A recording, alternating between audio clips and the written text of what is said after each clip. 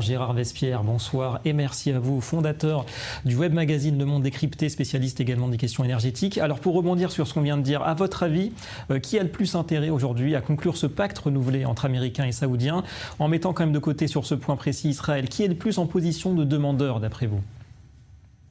Les trois, voyez-vous, parce que Mohamed Ben Salman a besoin effectivement d'avoir une solution à son programme Vision 2030 en ce qui concerne l'énergie. Il a besoin absolument de mettre en place une stratégie autour du nucléaire civil et il a besoin de conforter sa position en termes de sources d'approvisionnement d'armement.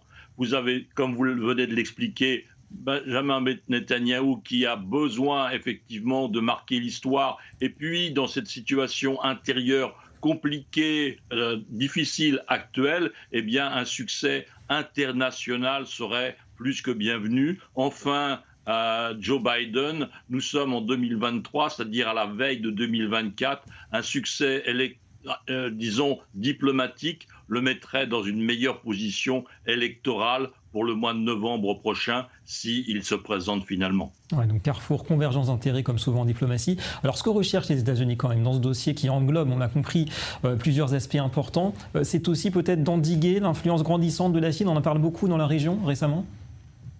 Alors, sur ce point de vue-là, je crois qu'il faut simplement regarder ce qui s'est passé dans le domaine pétrolier.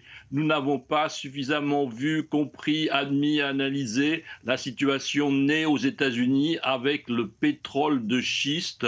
Il y a 15 ans, les États-Unis produisaient à peine 5 millions de tonnes de pétrole. Ils en produisent un peu plus de 12 actuellement. Ça veut dire qu'ils importent beaucoup moins. Ils continuent à importer, mais beaucoup moins. Et donc, ils ont divisé par 10 leurs approvisionnements en provenance de l'Arabie saoudite. Et ce volume-là est allé naturellement vers le pays le plus consommateur, le plus importateur, plus exactement la Chine.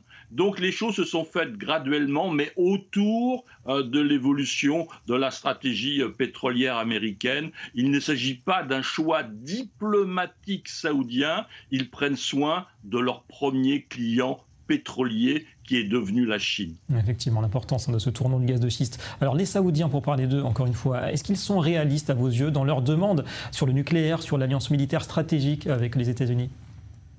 Oui, comme on vient de le préciser, je crois que dans le cadre de leur évolution au-delà de 2030, le fameux plan Vision 2030, ils ont besoin d'une situation tout à fait stratégiquement claire en ce qui concerne les nouvelles énergies, n'est-ce pas ?